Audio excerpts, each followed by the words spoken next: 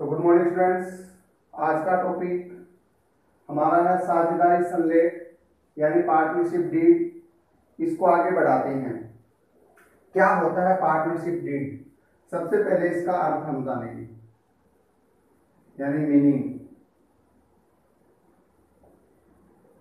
जब दो या दो से अधिक साझेदार आपस में मिलकर किसी व्यवसाय को शुरू करते हैं तो पता है साझेदारों के मध्य परस्पर एक संबंध होता है। उस संबंध को साझेदारी कहते हैं। तो साझेदारी व्यवसाय को स्टार्ट करने के लिए साझेदारों के बीच में एक एग्रीमेंट होता है, एक समझौता होता है, ठीक है। और अगर उस समझौते को हम लिखित रूप में ले लेते हैं तो वह समझौता बन जाता है एग्रीमेंट। और आपको पता है साझेदारी का पंजीयन करवाना यानी रजिस्ट्रेशन करवाना कंपलसरी नहीं है, जरूरी नहीं है। यह साझेदारों की इच्छा पर डिपेंड करता है कि वह साझेदारी का रजिस्ट्रेशन करवाते हैं या नहीं, ठीक है। लेकिन अगर साझेदारों ने अपने पार्टनरशिप एग्रीमेंट हुआ था उसका रजिस्ट्रेशन करवा लिया तो वह पार्टनरशिप डीड यानी साझेदारी संलेख के रूप में जाना जाता है। और साझेदारी संलेख में क्या होता है? साझेदारी व्यवसाय को चलाने के लिए जो टर्म्स एंड कंडीशन है यानी व्यवसाय को चलाने की जो शर्तें हैं उन सब का विस्तृत रूप से वर्णन होता है। उदाहरण के लिए फर्म का नाम, साझेदारी संलेख में क्या लिखा होगा? फर्म का नाम यानी साझेदारी व्यवसाय है वो किस नाम से चलाया जाएगा। साझेदारों के नाम, साझेदारों के नाम। उसके बाद इन साझेदारों के एड्रेस, पते, सभी साझेदारों के एड्रेस, पते।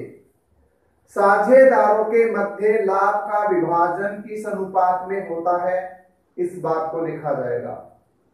किसी साझेदार को वेतन, कमीशन, बोनस आदि दिया जाएगा और वो कितना दिया जाएगा उसके बारे में विस्तृत रूप से लिखा जाता है। क्या साझेदारों को पूंजी पर ब्याज दिया जाएगा और अगर दिया जाएगा तो पूंजी पर ब्याज की दर क्या होगी? साझेदारों के आहरण पर ब्याज चार्ज किया जाएगा, अगर किया जाएगा तो इंटरेस्ट रेट क्या होगी? अगर किसी पार्टनर ने फर्म को लोन दिया है तो उस लोन पर इंटरेस्ट रेट क्या होगी, ठीक है। अगर कोई नया पार्टनर इंटर होगा तो न्यू पार्टनर के इंटर होने पर टर्म्स एंड कंडीशन क्या होगी? अगर कोई पार्टनर बीच में छोड़ के जाएगा तो टर्म्स एंड कंडीशन क्या होगी? यानी इससे संबंधित सारी जो बातें हैं वो इसमें लिखी होती हैं और वो कहलाता है साझेदारी संलेख, ठीक है। देखिए अब कई बार क्या होता है कि साझेदार जब अपना बिजनेस करते हैं तब वो क्या करते हैं, बड़े अच्छे मित्र होते हैं, ठीक है। लेकिन बाद में उनके बीच में किसी प्रकार का विवाद आ जाता है तो विवाद होने के बाद आपस में झगड़ा हो जाए तो फिर उस झगड़े का समाधान कैसे हो? तो उसके लिए हमारे पास पार्टनरशिप एक्ट 1932 की जो टर्म्स एंड कंडीशन है वो एप्लीकेबल होगी, ठीक है। तो हम लिखेंगे, अगला टॉपिक है साझेदारी संलेख के अभाव में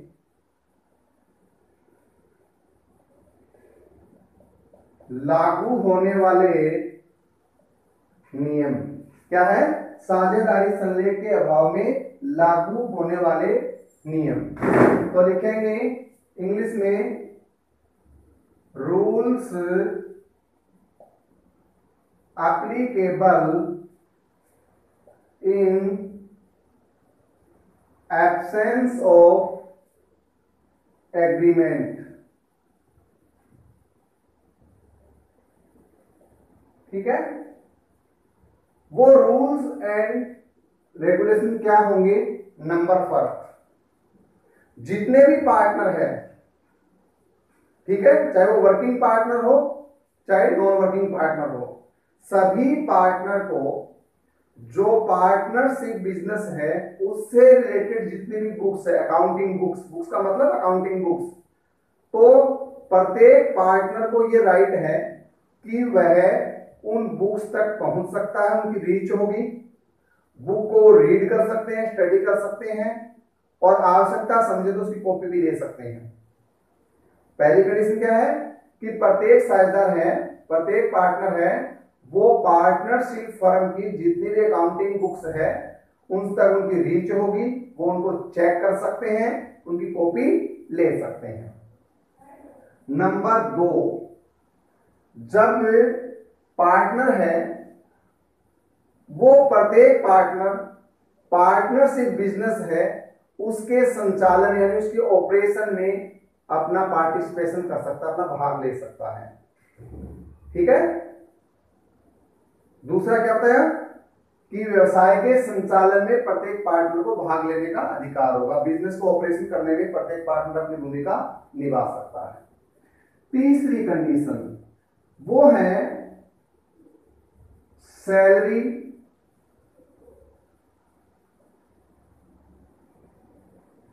कमीशन एंड बोनस से रिलेटेड, यानी पार्टनरशिप डीड है नहीं और पार्टनर्स में आपस में किसी प्रकार का विवाद होता है, तो पार्टनरशिप एक्ट 1932 क्या कहता है कि कोई भी पार्टनर चाहे उसने फर्म में कितना ही काम किया हो, कितनी मेहनत की हो, किसी को एक्स्ट्रा के रूप में बोनस, सैलरी, कमीशन आदि पे नहीं किया जाएगा। किसी भी पार्टनर को सैलरी, बोनस, कमीशन आदि प्राप्त करने का अधिकार नहीं होगा। तीसरा है interest on capital and drawing, यानी कोई भी पार्टनर चाहे उसने कितनी ही कैपिटल इंट्रोड्यूस की हो, बिजनेस में कितनी पूंजी लगाई हो, किसी को भी पूंजी पर ब्याज प्राप्त करने का अधिकार नहीं होगा। कोई भी पार्टनर को पूंजी पर ब्याज यानी इंटरेस्ट ऑन कैपिटल पे नहीं किया जाएगा। इसी प्रकार से अगर पार्टनर्स ने ड्राइंग की है तो ड्राइंग पर इंटरेस्ट चार्ज नहीं किया जाएगा। नेक्स्ट रूल है नंबर 5, वो है इंटरेस्ट ऑन लोन,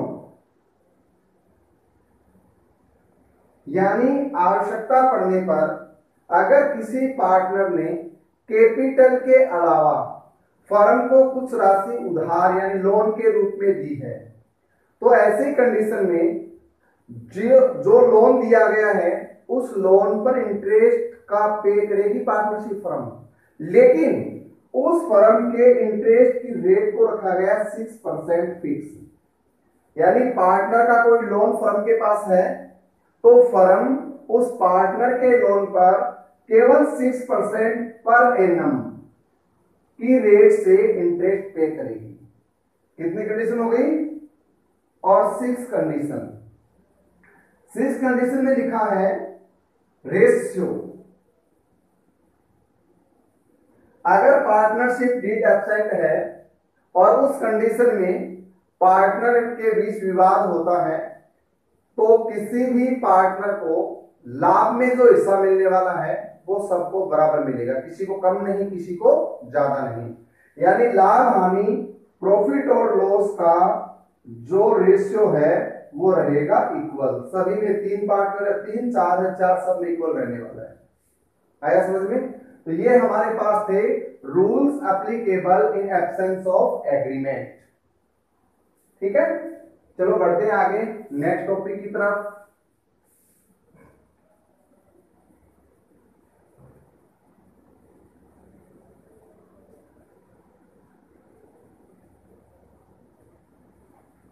ठीक है, अब हमारे पास आता है नेक्स्ट टॉपिक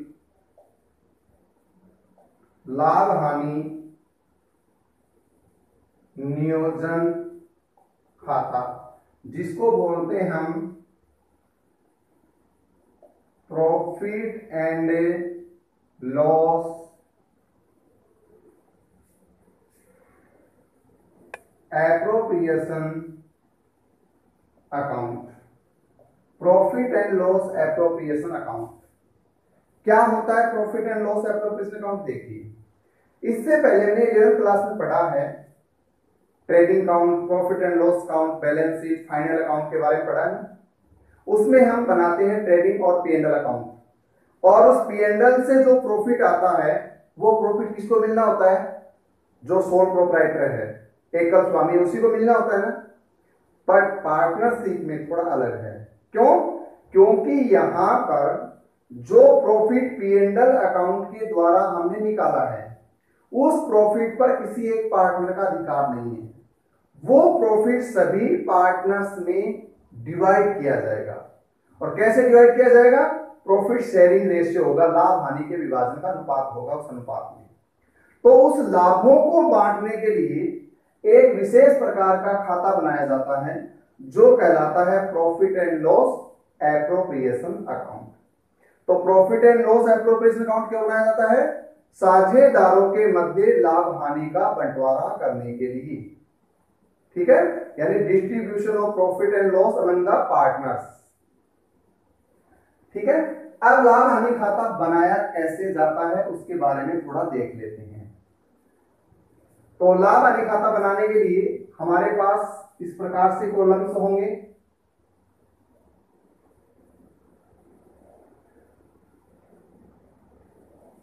ये क्रेडिट साइड और ये डेबिट साइड।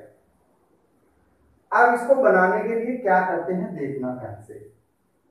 जो हमने पी&एल अकाउंट के द्वारा प्रॉफिट अर्न किया है उस प्रॉफिट को सबसे पहले ट्रांसफर किया जाता है किसमें?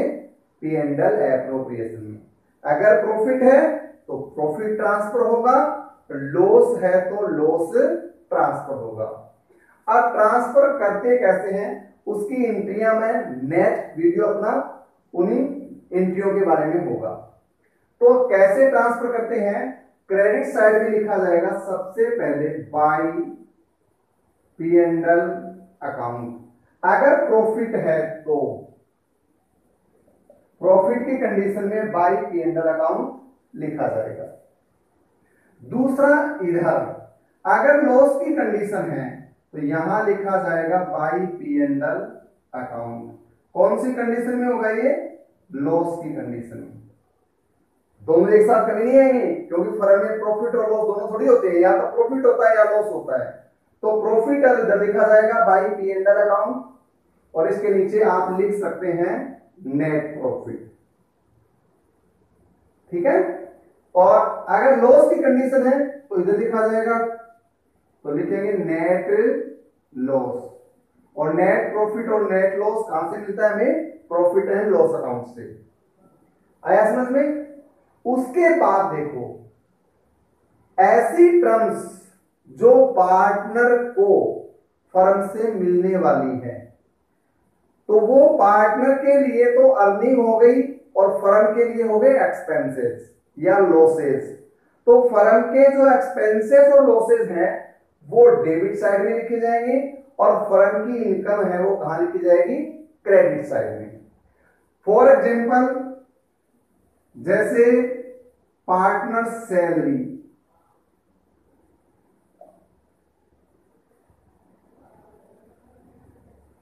यानी पार्टनरशिप एग्रीमेंट में यह डिसाइड है कि पार्टनर को सैलरी दी जानी है। अगर एक पार्टनर को है तो एक को, दो को है तो दो को, सभी को है तो सभी को। तो सैलरी की अमाउंट डेबिट साइड में आएगी। जैसे interest on commission, interest on capital, और कैपिटल तो सभी पार्टनर से है ना, तो जितने पार्टनर है ए बी सी, सभी की अमाउंट यहां लिखी जाएगी। और ए की कैपिटल का इंटरेस्ट, बी की कैपिटल का इंटरेस्ट, सी की कैपिटल का इंटरेस्ट, तीनों का सम करने के बाद जो इनका टोटल होगा वो यहां लिखा जाएगा। सर इंटरेस्ट ऑन आ गए, इसी प्रकार से लिखा जाएगा salary, bonus, interest on capital. इसके अलावा और कुछ अगर पार्टनर को कुछ मिल रहा है, ठीक है, वो सब चीजें इधर आएगी। और इंटरेस्ट ऑन ड्रॉइंग वो इस साइड लिखा जाएगा, क्योंकि फर्म की अर्निंग है ना, फर्म पार्टनर से प्राप्त करने वाली है, तो यहां लिखेंगे इंटरेस्ट ऑन ड्रॉइंग। अगर किसी पार्टनर, मान लो 2 पार्टनर ने ड्रॉइंग किया है, तो उसकी ड्रॉइंग का जो इंटरेस्ट है वो इधर लिखा जाएगा और इन दोनों का सम इधर आ जाएगा। इंटरेस्ट ऑन ए ड्रॉइंग, तो interest on capital, partner salary, ये दोनों इस साइड में आने वाले हैं और इंटरेस्ट ऑन ड्रॉइंग इस साइड में आने वाला है। अब क्या करते हैं कि इस profit and loss appropriation account है, उसमें अगर क्रेडिट साइड का टोटल ज्यादा है, क्रेडिट साइड का टोटल ज्यादा है, टोटल किया, डेबिट साइड का टोटल करेंगे, तो डेबिट साइड का टोटल कम है, इसका मतलब क्रेडिट में टोटल ज्यादा है, मतलब फर्म की अर्निंग ज्यादा है, प्रॉफिट ज्यादा है, और इधर खर्चे कम हैं, तो निश्चित हुआ फर्म को क्या मिला, प्रॉफिट। और वो प्रॉफिट है वो बांटा जाएगा पार्टनर्स कैपिटल में, और पार्टनर प्रॉफिट शेयरिंग रेशियो है उसमें डिवाइड किया जाएगा। तो लिखेंगे यहां 2